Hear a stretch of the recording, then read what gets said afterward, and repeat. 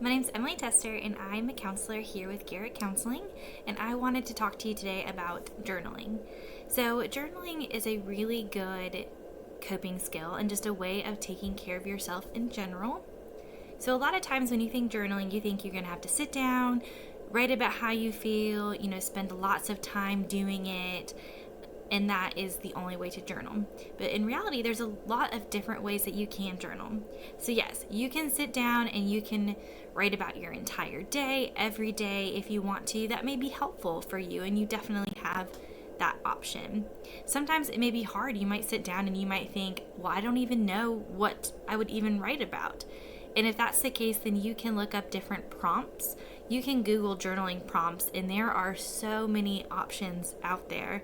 And you can do that as a daily prompt if you would like to, a weekly, every other day, however often that you want to do it, you have that option. Whatever kind of works best for you. And so that's a good way just to get yourself thinking and looking at different parts of your life, kind of as growth if you want to. So that's kind of about writing. Another way that you can journal is you can photo journal. So when I think about photo journaling, I kind of think back to my scrapbook days. So this can be where you take all of the different photos that you have and you put them together in a book, and it creates a different story. You can paste them in there. You can add captions about what they were, maybe even a little bit a note about like how you felt during that time, or however you want to do it. That's one way of photo journaling. You can also they make, old school Polaroid cameras, right? They make a new school version of a Polaroid camera, and you can get that and you can capture different important moments of your day, of your week, special events, however you want to do it. That's another way that you can keep track. So those are kind of different ways of doing some photo journaling. Another way is you can also do a drawing journal. So maybe you're not really a writer, but you don't really want to take pictures, but you do like to draw.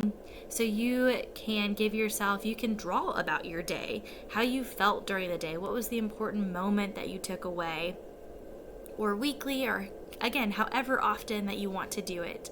And so maybe you have a hard time even thinking about what you would even draw. Again, you can go on Google and you can find different prompts or things like that that you could just spark your interest about what you would draw about. So those are kind of different ways that you can do journaling. So you can write, you can take pictures, you can draw or paint or color, any of those different ways. Those are all different ways to journal.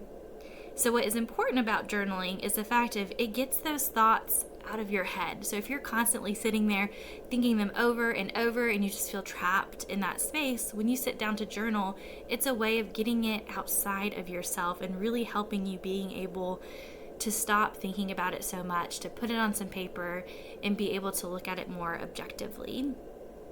Also, it's a really great way of just keeping track of the important memories and important parts of yourself that maybe sometimes we forget those small details, but when we journal them, we remember them. And also, of course, in therapy, we love keeping track of progress.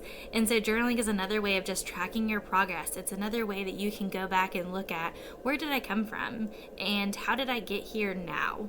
So those are all just really great ways to journal.